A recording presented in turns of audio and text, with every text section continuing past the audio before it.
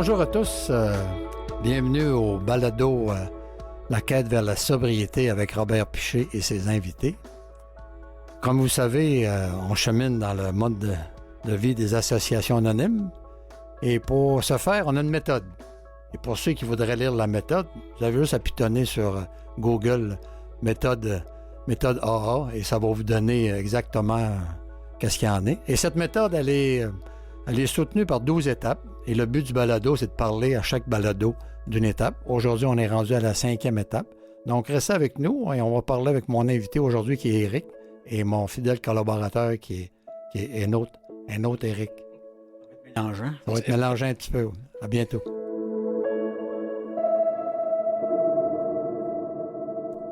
Bien, bonjour Éric. Merci d'avoir accepté notre invitation. Ça fait plaisir, Robert. Puis bonjour mon fidèle collaborateur, un autre Éric. Toi.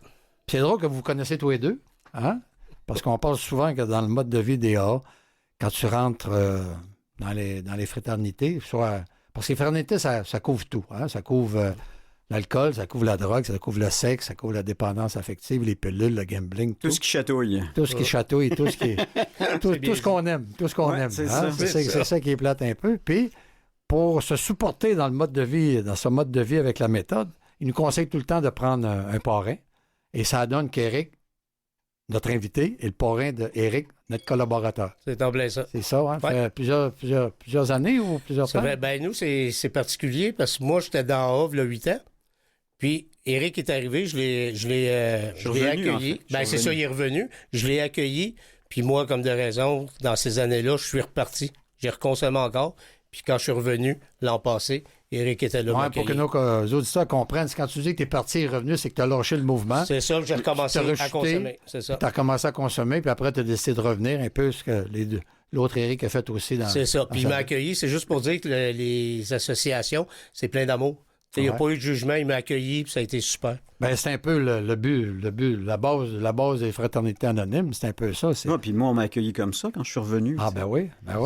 Parce que quand j'ai connu les fraternités ou l'association à laquelle j'appartiens, qui est une association anonyme, c'était en 1982. Donc, Quand on même. parle quand même de 42 ans. Mhm. J'ai fait un grand bout en essayant d'embarquer dans le programme, celui que tu énonces avec les 12 étapes. Mais moi, j'ai pas fait les 12 étapes, j'ai fait les 12 épates. J'ai essayé d'épater les gens autour de moi en faisant ces étapes-là, mais je les ai pas vraiment fait. Alors, je trouve ça très Toi, louable. t'étais plus dans la réclame que dans la traite. Oui, voilà. Ce qui est complètement le contraire Mais de ce qui notre était mode de vie. correct aussi, parce Ouais. qu'oublie pas quand même qu'à ce moment-là, je viens d'avoir 24 ans. J'ai pas tout, tu sais, il me reste du gaz. J'ai Mais à encore- 24 ans, qu'est-ce qui t'a décidé?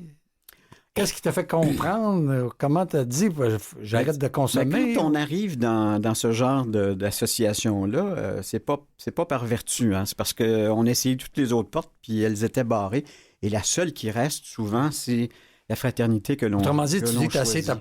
ta propre manière à toi d'arrêter Oui, de consommer, mais tu savais que tu avais un problème de consommation. Parce que Ben, c'est rare que quelqu'un oui. décide de lui-même Oui. qu'il y a un problème de Non, consommation. non, mais c'est pour ça que je te dis que c'est pas par vertu, c'est parce que vraiment, c'était pour sauver ma peau. Puis je venais de faire, quelque temps auparavant, une thérapie. Moi, j'avais été à la Maisonnée d'Oka OK. suite à une tentative de suicide. Imagine-toi, moi, À 24 ans. à 24 ans, puis je venais de l'avoir. Je pensais déjà que ma vie était finie. Heureusement, ça m'en a donné 42 de plus, là, tu sais. Ah oui, ben oui. Mais c'est drôle pareil qu'à cet âge-là, il y a quelque chose, ça n'allait pas dans ta vie. Je ne veux pas rentrer dans les détails. Oh non, là, mais c'est correct. Tu sais, Parce que je veux que les auditeurs comprennent que Oui. ceux qui pensent qu'ils n'ont pas un problème d'alcool, puis ça donne qu'ils nous Oui. écoutent aujourd'hui, mais qu'ils comprennent qu'ils peuvent peut-être s'identifier à Ouais. toi, tu vois. Puis je vais peut-être en déstabiliser plusieurs parce que, oui, j'ai un problème d'alcool. Tu sais, j'ai adressé ce problème-là. Mais ça n'a pas été mon problème premier. Quand je suis arrivé dans l'association dans laquelle j'ai adhéré, je m'identifiais comme alcoolique, mais à ce moment-là, je ne le croyais pas. Tu sais, j'avais eu... Ben, on est toujours un peu dans le déni. On Non. en a parlé dans les autres Oui. émissions précédentes. là. Mais pas seulement ça, mais parce que principalement, mon problème, c'était un problème de pot, de coke. Tu sais, moi, j'étais C'est plus ça. la génération des drogues que de l'alcool, qui était la génération qui m'avait précédé. T'es impoli, toi. Oui, voilà. Tu J'étais les avais impoli. tout.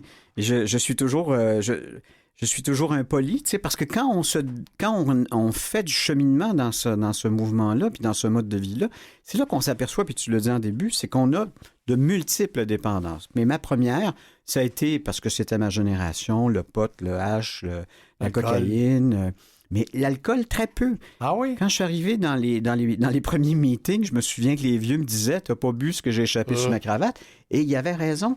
Tu sais, peut-être qu'à ce moment-là, dans ma vie, alors que je suis rentré dans ce mode de vie-là après avoir fait une thérapie, tu sais, j'avais peut-être bu 4 caisses de bière, j'avais peut-être bu 3 bouteilles d'amaretto de Cyrano. C'était pas là mon problème. Mais je m'identifiais en tant qu'alcoolique parce que quand j'allais dans ces meetings-là, il fallait s'identifier ainsi. Ah, puis il faut dire que là, 42 ans, il n'y avait pas toutes les fraternité qu'on a aujourd'hui non plus. Puis c'était le mot magique pour entrer, tu comprends? C'est ça, Fait que j'y étais, j'ai fait mon bout. Puis à un moment donné, j'ai fait, je suis capable de gérer ça moi-même, puis je suis parti pendant plus de 25 ans avant de revenir. Ouais. Puis j'ai pas... c'est vraiment vers la fin de ce bout-là où j'ai pensé que j'étais capable, que je me suis aperçu effectivement que peu importe la dépendance que tu as, si tu l'alimentes, en fait, si tu fermes la porte à une dépendance, elle va t'en trouver une autre. Alors, moi, ça a été le travail, ça a été le transfert. Ça a été le travail, ça a été les femmes, ça a été le succès, ça a été bien des affaires. Il faut dire que quand tu es reparti 25 ans, les premières années, tu as eu du plaisir. Mais quand tu es reparti. Mais je connais pas quelqu'un qui adhère à une fraternité de 12 étapes qui n'a pas eu de plaisir avant d'y arriver. C'est ça. Parce qu'au début, c'est le fun. À un moment donné, c'est le fun, puis c'est pas le fun. Puis à la fin, c'est vraiment pas le fun. Si on regarde la gradation... Ben, c'est la deuxième moitié de la première étape. Oui, ça a pris le contrôle de ta vie. C'est ça, exactement. Tu n'es plus libre du tout, mais tu sais pas pourquoi tu n'es pas libre. Mais dans le fond, tu n'es pas libre parce que ta consommation prend tout le dessus. D'ailleurs, je sais pas si c'est comme moi, Robert puis Éric... moi, ça me... Probablement. Enfin, oui. Mais par rapport au fait que quand les gens ils disent ma drogue de choix, c'est pas vrai. C'est la drogue qui te choisit, là. Moi, je l'ai pas choisi, là. Tu as entièrement raison, parce que moi, c'était plus l'alcool que la drogue. C'est sûr que dans ma génération, moi, je suis un produit des années 70. On a tous touché à ça un petit peu quand j'étais jeune, mais moi, j'ai pas accroché sur la drogue. Moi, c'était plus l'alcool. C'est ça. Puis moi, j'ai pas occupé les bars. J'ai travaillé, j'étais ce qu'on appelle communément un alcoolique fonctionnel, là. Personne à côté de moi, à part mes amis très intimes, aurait pu dire que j'avais ce problème-là. Ça, c'est important ce que tu viens de dire. Tu étais un alcoolique fonctionnel. Très fonctionnel. Ça, il y a beaucoup d'alcooliques qui ne savent pas qu'ils sont alcooliques. Ils ne veulent pas savoir qu'ils sont alcooliques parce qu'ils pensent qu'ils fonctionnent. Oui. Ils pensent qu'ils payent les billes. Oui. Ils pensent qu'ils ont une belle maison, des voitures payées et tout, une grosse job, un gros salaire. Mais dans le fond, ils ont perdu complètement le contrôle de leur vie. Ben, moi, j'avais tout ça. J'allais bien. J'avais même une famille de 5 enfants. En plus. Une famille recomposée. On avait une maison. J'avais tu sais, la carrière. C'est vrai que les j'ai alcooliques ont été capables d'en prendre. On a les épaules larges pas mal. Je travaillais très fort. J'étais un gars qui jamais ne se levait pas le lendemain matin. Puis tu dirais-tu que ton mode de vie à ce moment-là, tu travaillais très fort et tu en avais beaucoup sur les épaules, oui. C'était un peu pour compenser, te déculpabiliser de la consommation que tu faisais? Est-ce que tu as pu réaliser ça à un moment donné? Je ne sais pas si ça a été un transfert, mais je sais que c'était ma façon d'évacuer mon stress. Puis pendant un grand bout, j'ai aussi pris l'excuse que c'était pour m'aider à dormir. Parce que moi, j'ai pas bu dans les bars. J'ai pas beaucoup écumé. Moi, c'était vraiment chez moi. Puis je vais t'expliquer comment ça s'est passé. Avec la femme avec laquelle j'étais, on avait, comme je t'ai dit, on avait 5 enfants. Puis comme on ne pouvait plus faire tant de sorties que ça, à cause de la famille. À cause de la famille, bien, sur la terrasse, 1 verre de vin, 2 verres de vin, 3 verres de vin, 4 verres de vin, 5 verres de vin, 1 bouteille, 2 bouteilles, 3 bouteilles, un vignier. Bien, c'est très un vignier, tu ne le vois pas descendre. Et à un moment donné, c'est devenu un mode de vie, je te dirais. Oui, puis un vignier, moi, j'habitais en Europe, puis c'est là que j'ai connu les vigniers. Quand il est plein, on dirait que t'es comme content. T'es comme content parce que t'en manqueras pas. Oui, mais c'est inconscient, mais c'est vraiment ça. Hein? Puis, tu sais, cet alcoolisme-là que je me suis découvert, il m'a pas empêché d'avoir la carrière que j'ai eue, mais cependant... Même, je pourrais dire qu'il t'a aidé à avoir la carrière. Peut-être. C'est pour gérer ton stress et tout. Oui, mais c'est un faux prétexte. c'est un faux prétexte, c'est sûr. On se donne des excuses, puis c'est vraiment... Mais tu ne sais pas que tu es en train de te donner une excuse quand tu es dans ton actif de consommation. Non, c'est ça. Puis c'est une maladie qui est absolument horrible parce qu'elle te fait croire qu'elle n'existe pas, que tu l'as pas. Et puis moi, je le voyais. C'est une maladie que tu sais pas que tu es malade. Non. Puis je voyais des gens autour de moi qui avaient cette maladie-là, mais jamais j'aurais pu te dire, jusqu'à temps que je fasse une vraie prise de conscience. Puis une fois qu'on a fait une fraternité et qu'on a appris le programme, ben tu peux plus vraiment te mentir rendu là. Même s'il y a eu plus de 25 ans je te dirais, de vie où j'ai un peu géré ça. À un moment donné, je l'ai échappé. On essaye toujours de gérer, de se donner bonne conscience. Parce que tu le sais, quand tu te lèves le lendemain matin, magané de la Oui. veille, tu sais bien trop, tu dis, ben là, aujourd'hui, je vais faire attention. Mais tu sais, j'ai jamais pris le verre du matin, je me suis jamais fait arrêter moi, pareil, alcool au volant. Ouais. J'ai pas volé personne pour ma consommation. Ouais. Tu sais, alors c'est pour ça que ça a été difficile pour moi de m'identifier, mais un jour, j'ai comme pas eu le choix. Là. Ah ouais. Puis un jour, dans ta consommation, tu t'es vendu l'idée que c'est un médicament aussi. Médicament pour dormir. Oui. Tu sais, ça nous donne l'impression qu'on a une médication. Tu sais, tu vas pas voir le médecin, mais tu penses que l'alcool, vu que c'est un dépresseur, ça t'endort. Le pot, ces choses-là. Fait que quand tu te vends l'idée, c'est facile. Puis combien de gens nous écoutent en ce moment qui prennent un verre de vin le jeudi, le vendredi, le samedi, des fois peut-être le dimanche, puis à un moment donné, ça recommence, puis des fois, c'est plus le jeudi, c'est le mercredi, jeudi, vendredi, samedi, dimanche. Ce qui est surtout important dans ce que tu viens de dire, c'est que si la personne pense le lundi qu'elle a hâte au jeudi pour prendre son verre de vin, c'est pour ça qu'à un moment donné, elle le ramène plus tôt, parce que là, ça fait 3 jours qu'il faut qu'elle attende pour son prochain verre de vin. Mais là, vas-y, je vais en prendre un mercredi, parce que là, j'essaie de me donner un petit cadeau, j'ai bien travaillé lundi, mardi. Mais dans le fond, c'est là que la maladie s'installe tranquillement. La récompense, on pense que c'est une récompense, mais en fait, c'est un anesthésiant, tu sais. Ouais, c'est ça. Puis pour ce qui est de, comment je te dirais, pour ce qui est de ma façon de gérer ça maintenant, ben, je n'ai plus cette j'ai cette dépendance-là, mais je ne l'alimente plus. Donc, dans le fond, ce qu'il faut faire, puis vous l'entendrez souvent, c'est qu'il ne faut juste pas prendre son premier verre. Alors ça, c'est sûr et certain. C'est la base. Hein? C'est ça. C'est là qu'on voit cet insidieux. Vous parlez du verre du matin. Moi, j'ai pas commencé à 15 ans. Mon verre du matin, parce que j'avais le shake. Puis avant d'aller à l'école, ces choses-là. Puis à ce moment-là, j'ai jamais pensé... Déjà, tu avais des tremblements à 15 ans. Oui, parce que moi, je sortais tous les soirs. Puis je prenais pas beaucoup d'alcool en quantité, mais j'en prenais tous les jours. Fait que je me levais la nuit pour prendre 1 ou 2 bières pour calmer. Puis à 15 ans, j'avais pas... Ça m'a pas popé dans la tête. J'ai un problème d'alcool. Toi, c'est intéressant ce que tu dis, Éric, parce que la différence entre vos deux, c'est que lui, il a commencé sur le tard, puis il a commencé tranquillement, pas vite. Toi, tu as commencé très tôt, puis tu as commencé à fond la caisse. C'est ça. Puis moi, moi, j'adorais le goût de l'alcool, mais moi, j'ai touché au drogue aussi parce que ça me faisait plus boire.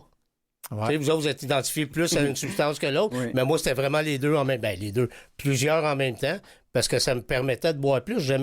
J'aimais boire. J'aimais le feeling, mais j'aimais le goût.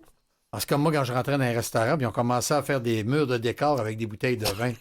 On voyait le Célien rentrer dans... C'était pas de même quand j'étais plus jeune, mais à un moment donné, moi, je rentrais, puis ça m'épatait, je sais pas pourquoi. Comme si je voulais toutes les boire, les bouteilles, tu comprends? Les bouteilles avec l'osier, là, tu sais, les Ruffino et compagnie. Je vais manger des fois avec des amis, puis il y a encore ça, ces murs-là, puis c'est des nouveaux qui viennent d'arriver, puis on sort parce que ça les titille, ça les fatigue.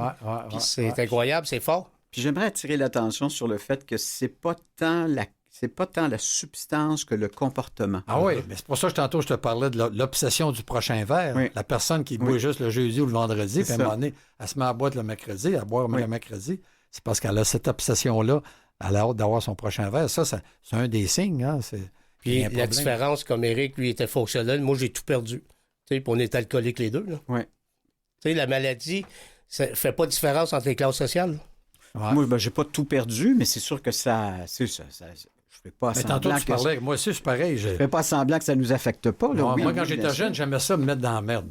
Okay. Pourquoi j'aimais me mettre dans la merde? Parce que j'essayais de m'en sortir, puis j'avais la capacité de me sortir de la merde. Toi, c'est l'adrénaline en ce moment-là. L'adrénaline toujours, parce que pourquoi faire une chose d'une manière normale quand c'est facile pour toi de le faire d'une manière normale? Je me mettais toujours une petite contrainte pour rendre ça un peu plus difficile à l'encontre de mes collègues ou du monde autour de moi. Puis quand j'ai vu que j'ai réussi à sortir, puis je savais inconsciemment que j'allais être capable de m'en sortir. Puis t'alimentais ton ego en même temps. Mon ego, puis après ça, quand je m'en sortais, ce que je faisais, j'allais fêter. Autrement dit, ceux qui pensent que c'est une maladie mentale, qui ne savent pas pourquoi, mais elle est là, le dérèglement mental, il est là présentement. Là. Ça veut dire que je me mettais dans la merde pour m'en sortir pour aller fêter. Je ne savais pas à ce moment-là, c'est ce que je faisais. Mais c'est un peu ce que je fais aujourd'hui dans mon cheminement de 22 ans qui m'a fait comprendre mon comportement. Tu vois, Puis, tu sais, la dépendance, ça peut être bien des affaires. Tu sais, ça peut être Amazon, là, en ce moment. C'est nouveau maintenant dans les maisons de thérapie. Ils ont des... les jeux vidéo. Les jeux vidéo, Amazon, ça peut être la bourse. Il y a de plus en plus de gens. Ça peut être le pari, les gens qui font des paris en ligne sur les games de hockey ou... Wow, tu sais, j'ai vu... L'alimentation. L'alimentation. Aussitôt que ça devient une dépendance. Même l'entraînement extrême, c'est une dépendance, tu sais. Mais même les gens que tu fais, oh my God, sont en forme, attends un peu, fais attention, parce qu'en dessous de tout ça, il y a peut-être d'autres choses. Il y a souvent beaucoup de peine, il y a des blessures, il y a des trucs qu'on ne veut pas adresser.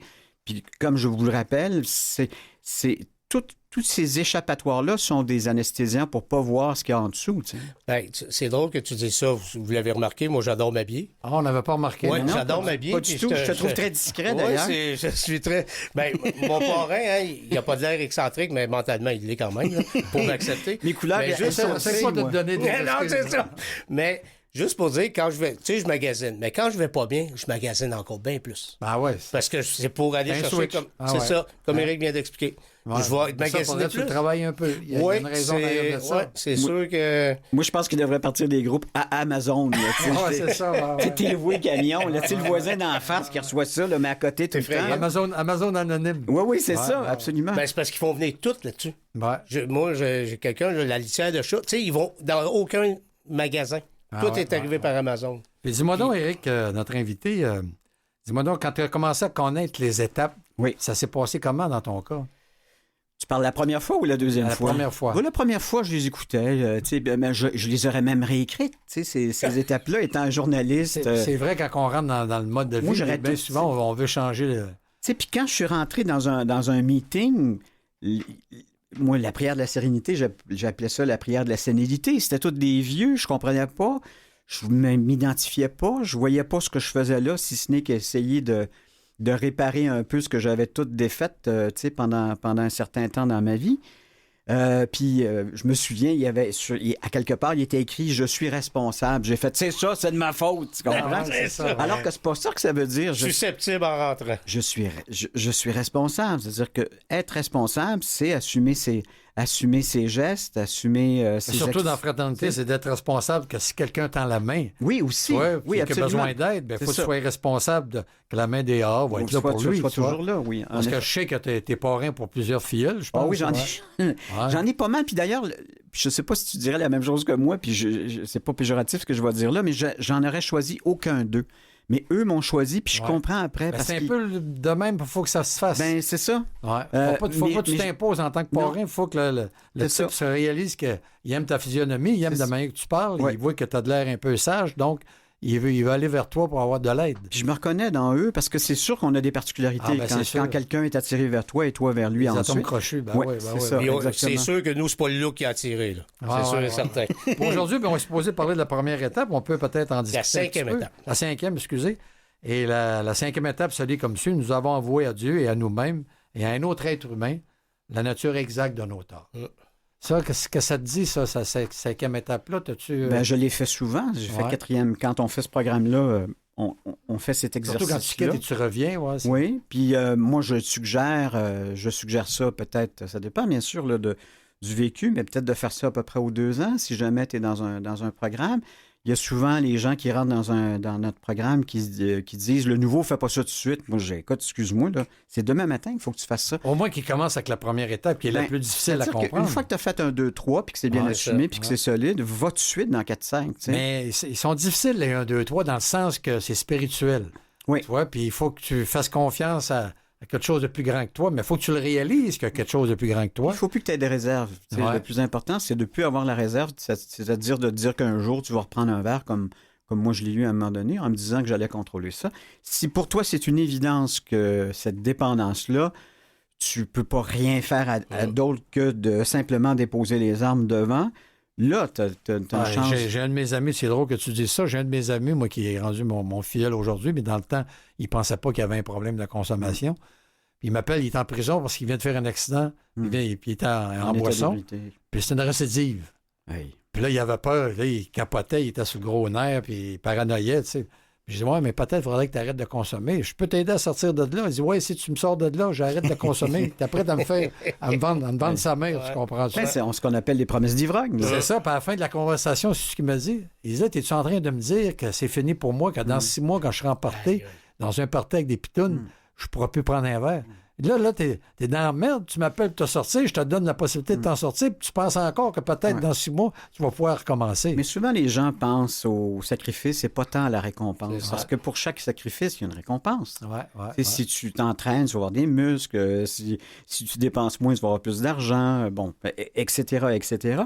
Et les gens ne pensent pas à ça. Ils ne pensent qu'au moment présent. C'est quoi que je manque là? Alors que dans le fond, ce que tu fais, c'est que tu t'accumules à quelque part je dirais presque des indulgences, mais c'est un peu trop religieux pour ça, mais ce que ça fait, c'est que ça t'éloigne, en fait, de ta dépendance qui a été si nocive pour te donner un autre genre de vie. Puis, tu sais, on reformate le cerveau de la personne avec ce programme-là. Ben oui. Les paradigmes changent complètement. Totalement, là. Puis on parle de la 4 et 5. Tu sais, dans la 1, 2, 3, il faut être honnête. Tu sais, tu veux t'en sortir, il faut que tu sois honnête. Mais quand tu abordes ta 4 et 5, il faut que tu aies une rigoureuse honnêteté. Surtout de l'humilité. Ben oui, parce que si tu veux t'en sortir, comme dans la quatrième, c'est pas facile dans le sens qu'il faut que tu t'assis et tu dises les personnes que tu as lésées ou la compagnie ou tes patrons ou peu importe qui. Ça peut ouvrir des blessures. Puis après ça, il faut que tu dises qu'est-ce qui est arrivé, puis après, il faut que tu donnes les raisons. Mais là, tu n'as pas fouillé encore la raison de ces torts-là. Puis là, quand tu arrives dans la 5e, il faut que tu ailles plus profond. Puis en plus, il faut que tu le dises à un inconnu, il faut que tu le dises à Dieu tel que tu le conçois.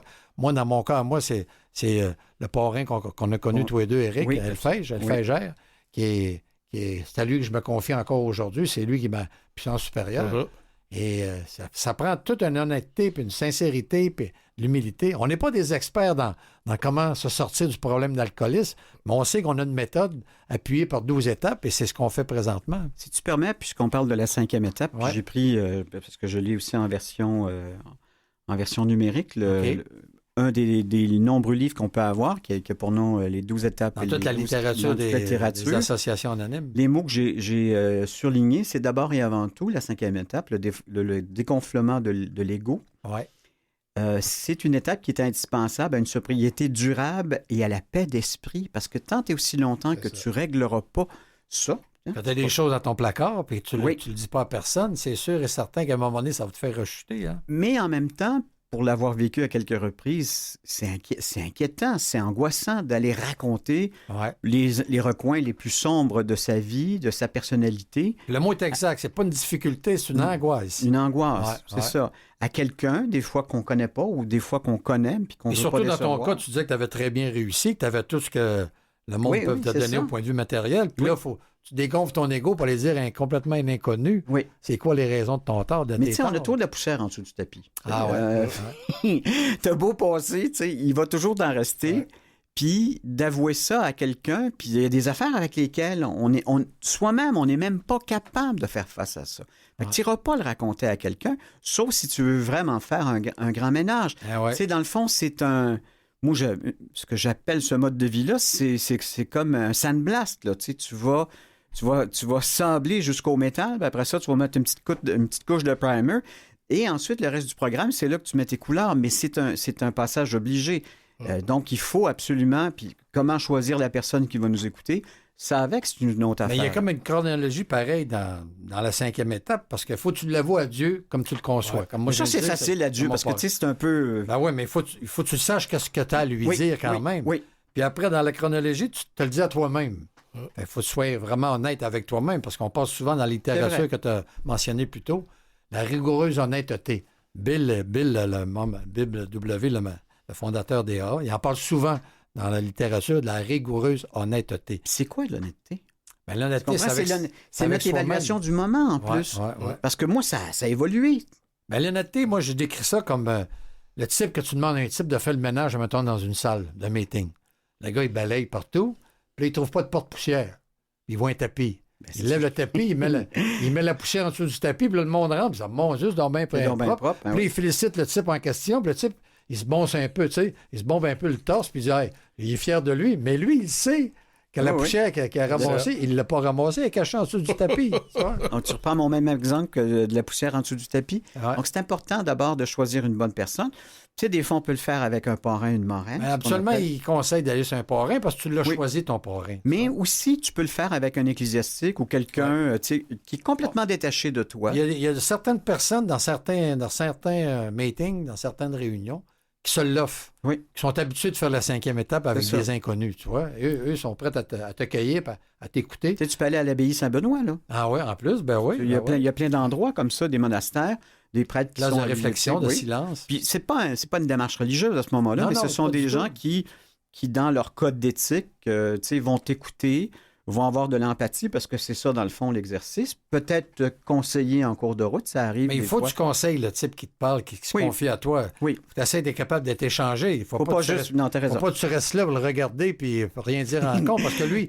il prend déjà son courage, son honnêteté à t'en parler. Fait qu'il faut qu'à quelque part, tu sois capable de qu'il y ait une interaction. T'as raison. Il faut que toi-même, t'aies fait ta 5e étape pour comprendre ce qu'il y en est. Tu sais, une fois que tu as fait ton inventaire, puis moi, je te dirais que c'est là que ça a été une de mes grandes révélations. Mon parrain m'a expliqué ça. C'est que je voyais bien tout le tort que j'avais fait autour de moi, tu comprends?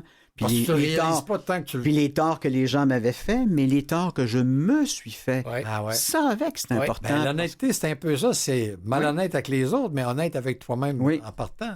Parce Quand on parle de rigoureuse honnêteté, c'est sûr qu'on est manipulateur, menteur dans notre actif, puis tu t'en rends pas compte. C'est un mécanisme de défense. C'est un mécanisme de défense. Puis tu sais, l'ego, je dis souvent, l'ego, c'est soit une gaufre ou un gouffre. Tu sais, il y a juste une lettre qui change. Oui. Mais tant et aussi longtemps que tu ne touches pas à ton humilité, tu ne toucheras pas à ton humanité. C'est là qu'est la source, dans le fond, où tu vas pouvoir tout réparer, tout pardonner, tout avouer, les pires moments. Tu es bien placé pour le parler en tant que dans ton côté professionnel. Tu rencontres beaucoup de monde connu, puis du monde que... Oui. Puis on le voit des fois que quand quelqu'un est trop arrogant, ça passe mal à la télé.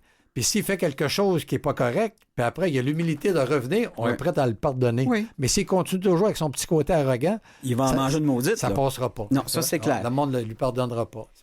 Mais ça nous prend, puis tu es bien placé pour le dire toi aussi, ça nous prend une certaine assurance. T'sais. Où s'arrête l'assurance et où commence l'égoïsme, l'égotisme, l'ego en tant que tel, gonfler sa personne, souvent, c'est la peur qui nous fait... Bien souvent, l'ego t'apporte à réussir dans ta vie professionnelle. Oui. Comme moi, dans mon domaine de l'aviation, ça prend un gros ego pour devenir commandant de bord d'un gros porteur international. Si tu n'avais pas eu la chienne, tu ne l'aurais pas atterri, ton avion, aux Açores. C'est ça. Puis mais quand l'ego t'amène là, après ça, quand tu es assis dans ton cockpit et tu travailles, il faut que tu laisses l'ego de côté parce que tu travailles beaucoup avec la météo. Puis la météo est beaucoup plus forte que toi. Donc, il faut que tu sois capable de prendre quelque chose qui est plus fort de toi. C'est un peu ce qu'on parle dans la 5e étape. Il faut que tu laisses l'ego de ton côté. Il faut que tu parles, t'avoues tes torts à quelqu'un que tu connais pas, à Dieu, à toi-même. Puis tu sais, quand tu fais ta 5e étape devant quelqu'un où tu avoues tes torts, dans le fond, tu sais...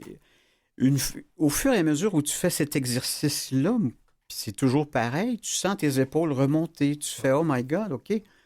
Puis quand tu sors de l'exercice en tant que tel, tu voles, là. Tu sais. Souvent, moi, j'ai vu des gens, parce que j'ai aussi fait l'exercice d'aller écouter des gens que je ne connaissais pas, j'essaie de redonner au suivant.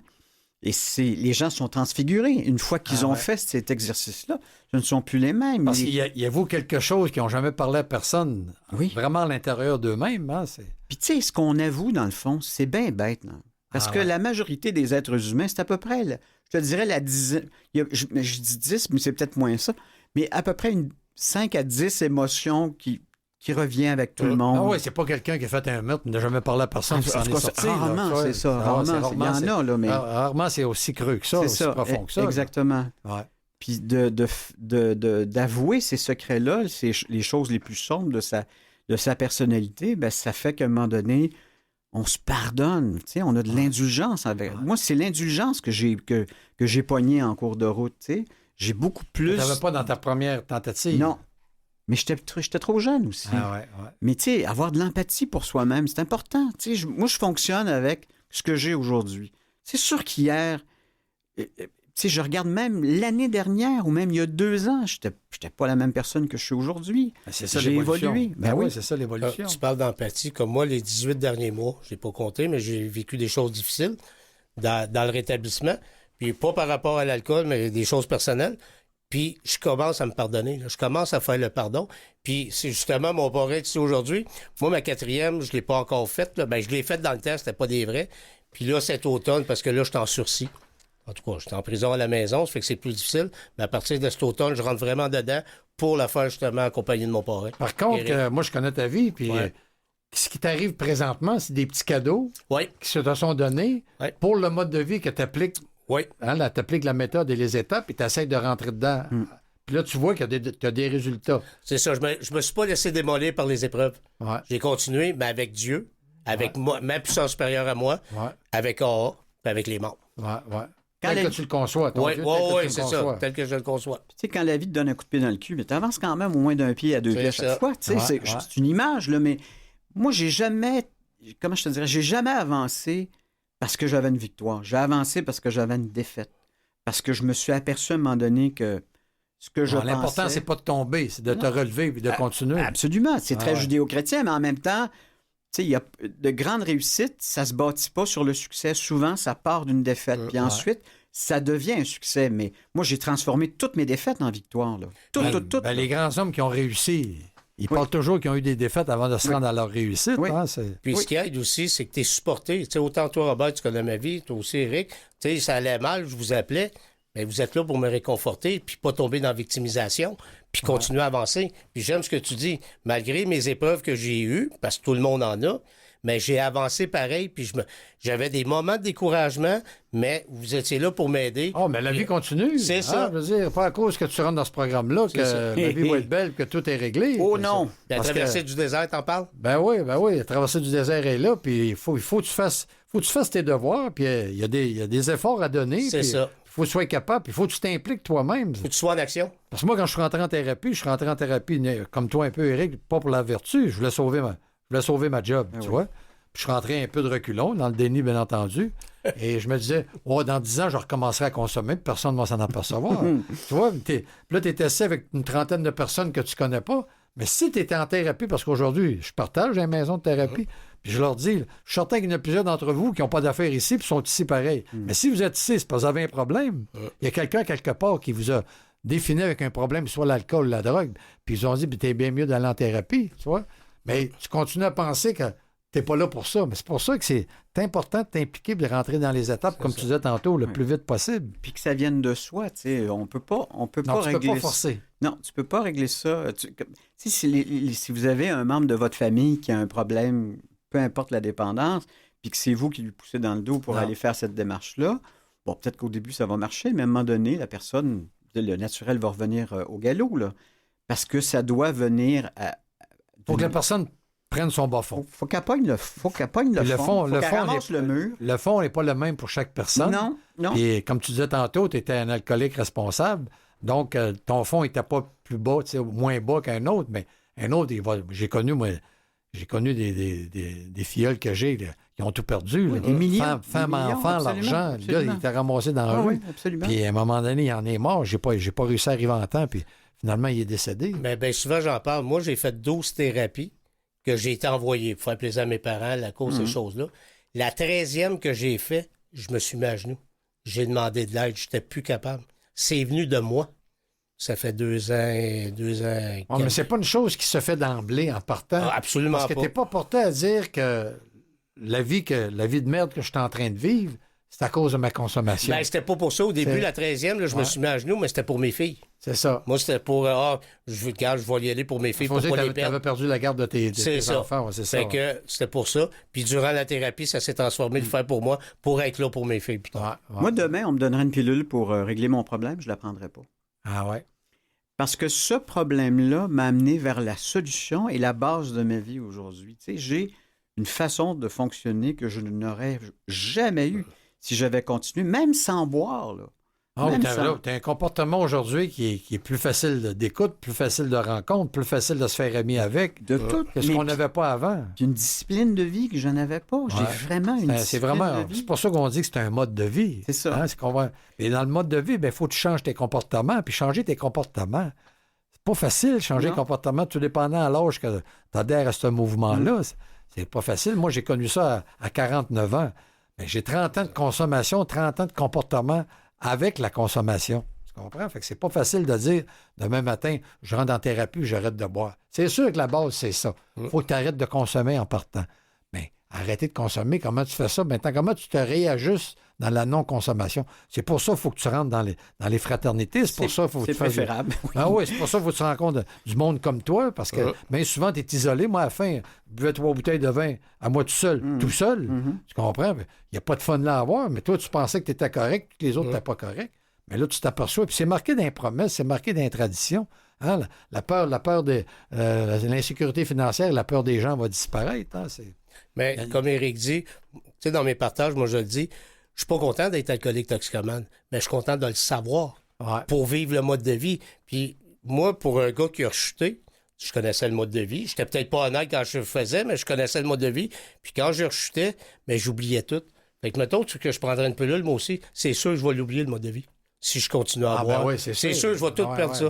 C'est pas magique. Absolument pas. En tout cas, dans mon cas. Ton comportement ne changera pas. Absolument pas. C'est pour ça qu'on connaît bien des alcooliques qui arrêtent de consommer, puis ils n'adhèrent pas au programme, puis on appelle ça les dry drunk. C'est ça. Puis tu vois qu'ils ont encore le comportement d'alcoolique, mais ils ne boivent plus. C'est ça. Tu vois, des alcooliques secs. C'est ça. Fait que leur vie n'est pas vraiment changée pour autant. Puis, et il y en a plein de gens autour de nous qui sont en ivresse mentale.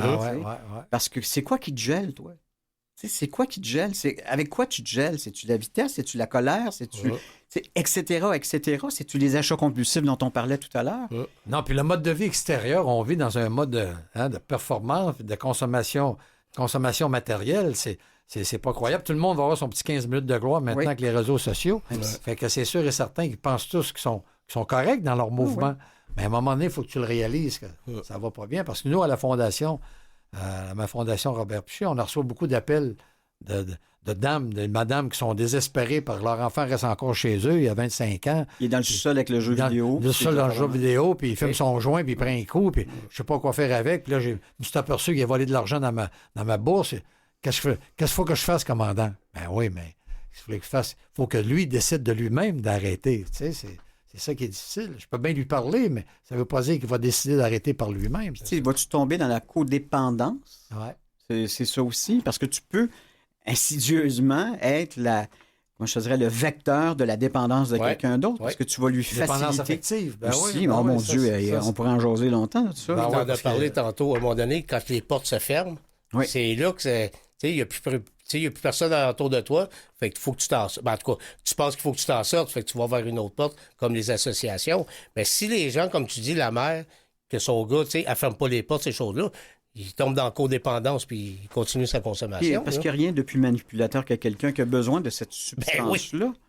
Il va tout faire. Il va vendre ses enfants. Je dis ça de même. Non, mais c'est ça. Mais c'est une image, bien sûr. C'est pas la réalité. Là, mais... Pour vous montrer jusqu'où ils peuvent aller. Moi, je te dirais que c'est ce qui m'étonne toujours quand j'entends des messages de gens qui, justement, sont dans ce cheminement-là, à quel point on peut aller loin pour continuer à être dans ces dépendances-là. Moi, mes jumelles ont 3 ans et demi. Puis la première année et demie, je consommais. Je passais en avant mes jumelles, avant la mère de mes enfants, en avant de mes parents. Mes jumelles, là, je m'en suis occupé. Mais je consommais à côté tous les jours. Tu te déculpabilisais parce que tu disais que tu t'en occupais. Ben oui, c'est ça. Tu t'en occupais pas. Je me récompensais. Ouais. Ben, je m'en occupais. Je donnais un biberon, mais après ça, je dormais toute la journée. Moi, mon fils m'a déjà dit une fois quand j'ai adhéré au programme, c'est le fun, père, tu es toujours avec nous autres à cette heure. Je dis, ben non, j'étais toujours avec toi avant. Non, il dit, je sais pas comment te l'expliquer. Tu étais là physiquement, mais tu n'étais pas là. C'est ça. Puis là, maintenant, tu es là physiquement comme avant, mais il y a quelque chose qui se passe que tu es plus là. C'est parce que ce qui me préoccupait, ce qui contrôlait ma vie, c'est la prochaine bouteille. Je me souviens qu'une fois, j'ai dit, va me chercher une autre bouteille de vin dans la cave. Il dit, Père, je dis, va me chercher une bouteille de... Tu sais, tu passes par-dessus l'enfant qui t'aime, que toi t'aimes, pour lui dire un ordre qui est complètement débile quand tu y penses. Mais dans ta tête, tu n'es pas en train de penser que tu dis quelque chose de mal à ton enfant. Tu vois? C'est la même chose qui arrive avec la 5e étape, c'est qu'on a l'impression que le problème est plus grand que la solution, alors que c'est pas vrai. La solution est plus grande que le problème. Si tu es bien accompagné... Si tu es capable de définir tes problèmes. Comme tu disais tantôt, c'est 4-5 items. C'est la peur, l'anxiété, la joie, la tristesse. Une vraie 5e étape, one-on-one, excusez l'anglicisme, de personne à personne, parce que une fois qu'on se l'est avoué à soi, à Dieu et à une autre personne, c'est vraiment une très, très longue... J'en ai vu que ça a duré plusieurs heures, mais règle générale, c'est à peu près 1h30, 2 heures, quand tu jases avec la personne. Puis tu sors de là, puis tu n'es plus du tout la même personne. Ah non, il y a quelque chose qui s'est passé. Moi, c'est comme je dis souvent dans mes partages, lorsque je vais dans les réunions des fraternités anonymes, qu'à un moment donné, au bout de 10 ans, je m'étais dit je recommencerai à consommer. Puis mon parrain, le fait, je m'avais dit, si tu as tout essayé autour de toi, puis il n'y a rien qui fonctionne, tu vas te donner l'excuse de dire oui, je m'en vais consommer parce que j'essaie de faire ce qu'il est supposé faire, puis je ne réussis pas. Bien, si tu arrives à ce point-là, mets-toi à genoux, puis demande-lui en haut. Demande-lui à haut, mais je lui demande quoi? Mais demande-lui de t'aider, de te garder abstinent encore, parce que toi, dans ta tête, tu t'en vas t'acheter une bouteille présentement. Puis il y a un événement qui est arrivé, puis que finalement m'a complètement empêché. Puis ça m'a donné la foi en ce programme-là, la confiance en mon parrain encore plus grande pour dire, ça fonctionne. Mais il faut que tu embarques dans le programme. Il faut que tu décides par la première étape. Puis comme on dit tout le temps, t'admets. Il ne te demande pas d'arrêter. Il te demande juste d'admettre que tu as un problème avec ta consommation. Tu parles d'admettre, mais c'est aussi d'accepter. Ouais. Parce que j'aurais pu te dire que j'étais alcoolique, je le savais, j'avais tous les signes qui étaient là, tu comprends? Puis même une historique familiale. Tu sais, souvent, moi, je pense qu'on hérite en grande partie du gène alcoolique puis qu'on est pogné avec. Tu sais, c'est souvent, quand je fais des messages, je demande aux gens de lever la main s'ils ont eu des parents alcooliques. Je dirais que c'est plus le 2/3 des gens qui sont devant moi. Tu sais. Donc, souvent, c'est soit par mimétisme, mais j'ai l'impression que c'est aussi beaucoup par les gènes. Puis on fait encore des recherches sur l'alcoolisme, mais je pense que d'abord, c'est une maladie. J'aime pas beaucoup quand on me dit que c'est une maladie mentale, mais en même temps, ça passe par le mental. Parce que on dit maladie mentale, les personnes pensent qu'on est fou, qu'on est prêt à interner à l'asile. C'est pas tout à fait de même que ça se passe. C'est sûr que quand tu consommes trop, ça arrive à ça à un moment donné. Mais comme je te disais tantôt, le côté mental, c'est que tu fais des choses dans ta vie, comme moi, je me mettais dans la merde pour m'en sortir pour aller fêter. C'est ce que j'oubliais pendant ma fête, c'est que c'est moi qui s'était mis intentionnellement dans la merde. C'est là le dérèglement mental. Pourquoi faire ça, comme tu disais tantôt, la recherche de l'adrénaline? Hein? Puis juste pour continuer tantôt ce que tu disais, pour adhérer dans les associations, là, quand tu viens, mettons, pour la première fois, tu disais, tu sais, ils ne te demandent pas d'admettre. Et la seule raison pour adhérer dans une association, c'est d'avoir le désir d'arrêter de consommer. Ouais. Ils ne disent pas d'arrêter tout de suite. Non. Si tu as le désir... Il faut que toi-même tu aies le désir de vouloir arrêter. C'est ça. Ah ouais. Ben, c'est juste le désir pour rentrer dans une salle. Puis ensuite, là, avec l'esprit ouvert, puis l'honnêteté. Mais comment tu fais pour découvrir que tu as le désir d'arrêter de consommer? Il faut que ça s'installe dans ta vie. Pour changer une habitude, on dit souvent que ça prend à peu près 21 jours. Si tu veux te remettre en forme, marche pendant 21 jours, ou cours pendant 21 jours, ou fais de la nage pendant 21 jours. À un moment donné, ça va rentrer dans ta routine. Moi, je pense que c'est la même chose. Il est prescrit, mais ça vient pas des fraternités, qu'on doit faire 90 meetings en 90 jours. Je trouve ça un peu extrême, mais à la limite, je te dirais que faut que tu ailles à fond la caisse. Là, mais ça dépend dans quel état que tu étais quand tu as décidé d'arrêter. Oui. Tu vois, si tu es rendu tout seul dans ton sous-sol à boire comme 3 bouteilles de vin, toi tout seul, comme moi je faisais, tu as besoin de rencontrer du monde. T'sais. Il faut que tu mettes autant d'efforts à t'en sortir que tu t'en es mis à te mettre dedans. C'est ce que j'appelle la traversée du désert. Oui. Tout ce que tu as fait dans ta période de consommation, ça va prendre plus du temps. Puis nous, les alcooliques toxicomanes, on veut toujours que ça aille vite. On veut toujours que ça soit demain. Il n'y en a pas de quick fix avec ça. Il n'y en a pas de quick fix. Ça n'existe pas. Il n'y a pas plus la pilule dont je te parlais tout à l'heure que... Puis même la méthode AA, à la limite, quand on regarde le taux d'échec qu'il y a à travers... C'est au-dessus de 70%. Mais c'est ça. Puis je dis mais toutes les fraternités, ce que ça prend, et il l'a dit, c'est un désir. C'est un désir qu'on alimente et qui devient une seconde nature. Moi, je vis, je pense, mon environnement...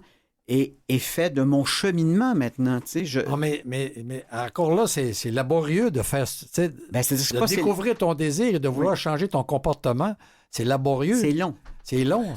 Ça peut être long. Mais il faut s'attendre à ce que ça soit long. Prends le gars qui fume, puis il boit du café, puis à tous les matins, il faut qu'il prenne un café, puis quand il prend un café, il faut qu'il ait une cigarette.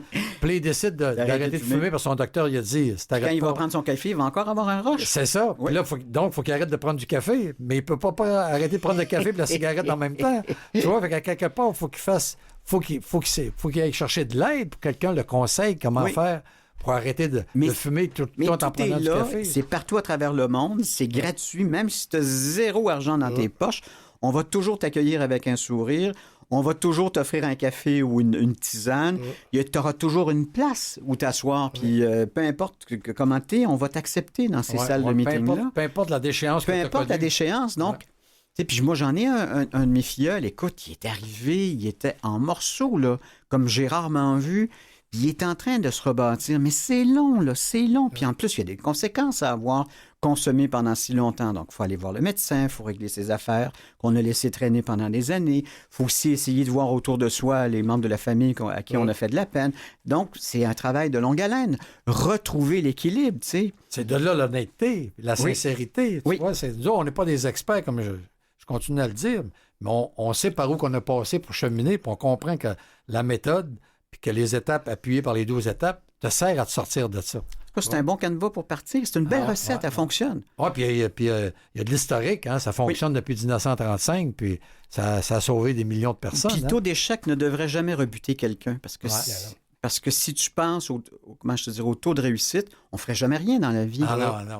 Non, c'est sûr, tu ne pourras pas y aller à fond. Hein? Comme mon thérapeute, moi, je dis tout le temps c'est un extraterrestre parce que je parle sur une base régulière. Puis il est toujours disponible 24 heures par jour. Quand tu y parles, il a toujours sourire aux lèvres. Puis dans sa pratique professionnelle, il y a un taux d'échec de 70 pour la première rechute. Comment tu fais pour être content dans ce que tu fais quand tu as un taux d'échec? Parce que tu focuses sur le taux de réussite. C'est ça. C'est ça. Moi, tous mes filleuls ne réussissent pas. Là. Il y en a beaucoup qui échouent. J'ai beau leur dire comment faire, quelle recette appliquer, mais si tu le fais pas, je peux pas le faire pour toi. S'ils ne font pas leur propre devoir de ce que tu leur conseilles de faire, c'est sûr et certain que ça ne sortira pas. Éric, tantôt, il a glissé, il a parlé d'un sujet. Moi, quand j'ai décidé d'arrêter de consommer, mais il a fallu que je me déprogramme mentalement pour me reprogrammer avec le mode de vie. Tu sais, ça, c'est changer mes comportements, m'améliorer. Si je reste dans les mêmes comportements, je ne ferai pas longtemps que je vais retourner consommer. Donc, lors de vos rechutes, est-ce que vous vous souvenez dans quelle manière que vous avez rechuté? Est-ce que la situation, on parle toujours de la possibilité qui vous remet, tu vois? C'est le ressentiment qui t'amène là. Toi, c'est le ressentiment qui t'amène là. C'est souvent ça, tu sais. Je dirais pas des gros mots, là, mais c'est la frustration, c'est des trucs que tu intériorises et que tu n'extériorises pas. Tu sais, tu vas devant l'idée. Tout ça. Par contre, quand on chemine dans le mode de vie des fraternités, il parle beaucoup du lâcher-prise, qui n'est pas facile à faire. Fait que quand tu es frustré d'une situation, il faut que tu apprennes à lâcher prise. Et si tu lâches prise à une frustration puis que tu vois que ça fonctionne, tu vois, c'est parce qu'on est toujours porté à penser que c'est la faute de l'autre, mais dans le fond, on est un petit peu deux côtés à la médaille. Si tu assumais 100 de ton 50 ça serait déjà beaucoup. Ça serait déjà beaucoup. Puis dans ce mode de vie-là qui est bien fait, mais ça sera dans une émission subséquente, il y a un inventaire quotidien qu'on fait. Puis moi, c'est comme ça que je me garde en santé mentale, puis dans mon programme, dans mon relatif équilibre. Je dis relatif parce qu'il y a des journées où je ne l'ai pas, il y a des journées où je l'échappe, il y a des journées où ça ne me tente pas. Il y a des journées où, qu'est-ce que tu veux, les événements... on se lève le matin, puis on ne sait pas ce qu'on n'a pas. On se lève ça va pas. Oui, ça arrive. Puis là, le fou dans la tête, j'ai tout le temps que j'ai un fou dans la tête, il part, puis là, le fou dans la tête part. Le contrôle, là. Il part le contrôle, puis si tu n'as pas, comme tu dis, l'étape que tu parles subséquente, qui est la 10e étape, si tu ne l'as pas pour te ramener tout le temps, bien, ça va être difficile pour toi de passer à travers la journée. Et quels sont les pays qui se sont le mieux remis économiquement après les guerres? Ce sont ceux qui ont avoué leur défaite. L'Allemagne, le Japon, et ainsi de suite. Bon, c'est une grosse image, mais en même temps, une fois que tu as avoué ta défaite... L'acceptation c'est à partir de là que tu peux te reconstruire, parce que sinon, tu vas fonctionner avec les restes, puis avec tes idées erronées, puis souvent, on va répéter les mêmes actions, même les mêmes réactions. Alors moi, je sais, j'ai un exemple à ça, c'est ma mère, quand elle est venue me visiter en prison, je veux dire, quand je suis rentré dans le gymnase pour aller m'asseoir avec elle m'a vu de loin, elle s'est mise à pleurer. Tu vois, puis je vois bien, son plus jeune enfant, de 4 enfants, ramassé en prison, elle n'aurait jamais pensé qu'elle allait vivre ça une journée dans sa vie, par tout l'amour qu'elle nous a donné. Parce que je viens pas d'une famille dysfonctionnelle. Moi, j'ai pas fait de la prison parce que j'ai été battu, puis tu sais. Puis là, je suis arrivé avec elle, j'ai dit Estelle, parce qu'elle s'appelait Estelle, maman, j'ai dit, faut t'accepter que je suis en prison, puis fais-toi-en pas. C'est moi le con qui s'est mis en prison. C'est pas par rapport à l'éducation que tu m'as donnée. Puis fais-toi-en pas, tu m'as donné la capacité de m'en sortir, puis je vais m'en sortir. Moi, je vais parler aux gars, OK? Aux hommes, parce que je sais que nous autres, on marche souvent sur notre propre pouvoir, je vais m'en sortir, puis ça va être correct, puis je ne le dis pas à mes amis. On parle du hockey plutôt que de parler de soi. Oui, puis quand tu demandes à un alcoolique toxicomane ou à n'importe qui comment ça va toujours bien. Ça va toujours bien. Hein? Il faut avouer à un moment donné sa défaite. Il faut demander de l'aide, il faut tendre la main. Tu sais combien il y a de féminicides? Les gars, c'est parce qu'ils se sont pas dit. Les gars avaient des problèmes de dépendance de toutes sortes et ils n'ont pas adressé le problème. Je ne veux pas les déculpabiliser, loin de moi cette idée-là, mais je pense, en tout cas pour ce qui est des hommes, même s'il y a une tendance qui s'améliore vers les hommes, mais je te dirais que encore aujourd'hui, les gars sont beaucoup sur leur image, Puis, tu sais, je vais m'en sortir tout seul. Ben, Éric, on en remonte de loin, là. Oui, c'est l'homme des cavernes. Là. Moi, je veux dire, quand j'ai commencé... le mammouth, là, c'est ça, moi, quand j'ai commencé, exactement ce que j'allais dire, quand j'ai commencé à la chasse, puis j'ai eu mon premier orignal, j'étais nouveau dans ce domaine-là, dans cette activité-là. J'arrive à la place pour l'enregistrer, puis là, je m'aperçois qu'il y a 10 autres chasseurs qui ont tué en même temps que moi ce matin-là. Puis là, ils ont tous le corse bombé, en voulant dire, viens voir ma bête, mon panache. Je dis, c'est quoi cette patente-là? À cause son panache est plus gros que le mien. Hey, la tête du l'orignal sur le char, moi, j'ai jamais compris. Là. Ben oui, puis là, t'arrives à la place sur le boucher, puis là, t'as encore 10 autres personnes qui sont là avec leur orignal pour le faire débiter. Puis là, ils te regardent le tien, puis ils regardent le leur, puis ils te regardent avec un air arrogant, en leur disant, moi, je suis l'homme du village, que tu es l'orignal qui va donner à manger à tout le village pour l'hiver, là, tu vois. Mais, pour revenir à ce qu'Éric dit, moi, dans le monde criminel, ça vient de là. Tu pleurais pas, tu montrais pas des émotions, il fallait que tu sois top. Ben, ça vient de ce que je viens de te dire un peu, c'est que dans le temps, il fallait que tu sois l'homme du village pour assurer la survie. J'ai vécu ça, puis depuis que je suis revenu dans les associations, je suis beaucoup plus émotif, je suis proche de mes émotions, je suis capable de parler, mais avec un esprit ouvert. Ben oui, puis quand j'ai été programmé. Des fois, quand on se parle, je le sens que ton émotion est ta fleur de peau, puis je le réalise, puis on se parle, puis après ça va mieux. Puis je suis pas gêné. Puis ce qui est bizarre là-dedans, c'est quand tu m'appelles, puis tu es ta fleur d'émotion, tu me parles, moi, ça me fait du bien de te parler. Parce que moi, je sors de ce téléphone-là. Moi aussi, j'ai grandi dans ce que tu viens de me dire parce que j'apprécie la confiance que tu me donnes. Puis on s'entraide entre tous les deux avec la même maladie qu'on ne sait pas de quoi qu'on est malade, mais elle est là, l'alcoolisme. On est capable de s'entraider. Ça relativise ton malaise. Tous les jours, il y a toujours quelque chose qui va nous déranger. Mais tu sais, si pour toi, tu en fais une montagne, puis que ton filleul t'appelle, puis qu'il te raconte quelque chose, tu fais, oh shit, c'est pas mal plus grave ce que lui a que ce que je vis en ce moment.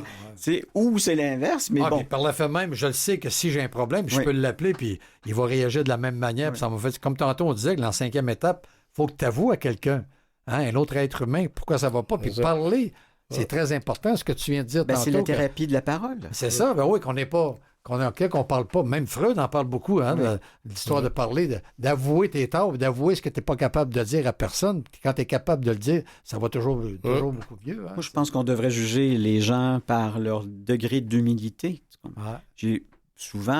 Aujourd'hui, j'essaie de moins m'afficher sur les réseaux sociaux. J'essaie moins d'exposer mes opinions parce que dans le fond, ça donne quoi? Non seulement c'est risqué, mais ça donne quoi? C'est mon opinion. C'est mon opinion. Moi, je sais, quand je suis devenu une personnalité connue, je ne savais pas trop comment gérer ça. Puis à un moment donné, j'ai rencontré Michel Côté, Guy Lafleur. C'était mes idoles de gens partants, ce monde-là. Puis là, je regardais comment il était sympathique, comment il était terre à terre, comment il riait tout le temps, on faisait des farces. Je dis, comment ça que ces gars-là sont sur un piédestal pour tout le monde? Puis sont accessibles. Sont accessibles, puis sont comme moi, puis sont très, très, très généreux de leur personne. Puis fais-toi-en pas, si toi-là, ça va bananer l'émission quand ils voient qu'ils étaient un petit peu nerveux. Parce que moi, j'étais nouveau dans le domaine. Puis de toute façon, si t'es pas capable de parler, je vais parler à ta place. Tu vois? Fait que ça te rassure parce qu'ils voyaient bien que j'avais un petit peu de problème à gérer la popularité. Mais c'est la même chose comme toi, Éric. Vous êtes des personnalités connues, puis vous êtes très accessibles. Moi, je veux dire, je suis pas dans ce domaine-là. Puis quand vous arrivez dans des associations, vous êtes à l'écoute des autres. Moi, ça vient un peu de mon humilité, vient un peu de la rencontre que j'ai faite avec les grands. Puis après ça, quand tu le fais toi-même, ce côté humble-là, pas que tu joues, mais que tu es vraiment humble, tu t'aperçois que ça va bien, puis le message passe mieux. Hein?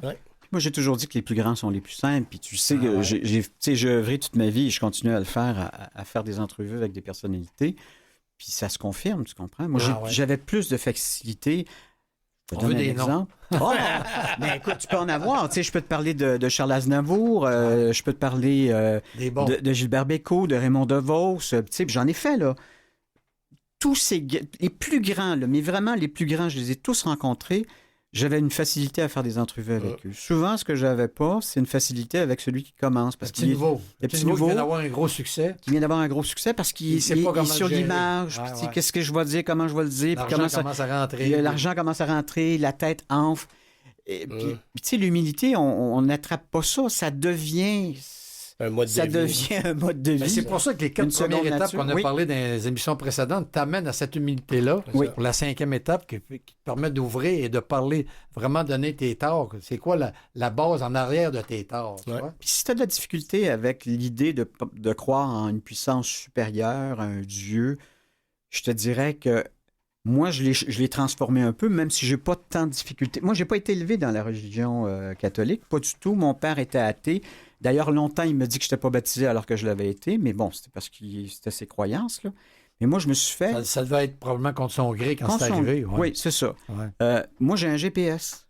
J'ai un GPS à qui je demande la direction pour aujourd'hui de m'amener là où je dois aller. Ouais. Mais GPS, pour moi, c'est ma grande puissance supérieure. L'image est bonne. Ouais. Tu sais, moi, quand je prends le volant, je prends le champ. Fait que j'y donne le chemin, puis il m'amène là, un peu comme une Tesla, là, toute préprogrammée. Je vais faire confiance, mais il faut que je fasse confiance. T'sais, à partir du moment où je mets les mains sur le volant, je suis pas sûr que je vais me rendre... Tu sais, tout à l'heure, j'ai été me stationner à un demi-kilomètre d'ici parce que j'ai pas suivi mon GPS, j'ai suivi mon instinct. Mais c'est correct. Mais tu sais, si tu l'assumes, ça va. Mais en même temps, ça relativise tout. Tu fais, gars, c'est plus grand que moi, c'est plus fort que moi. C'est ça. J'accepte. Ouais.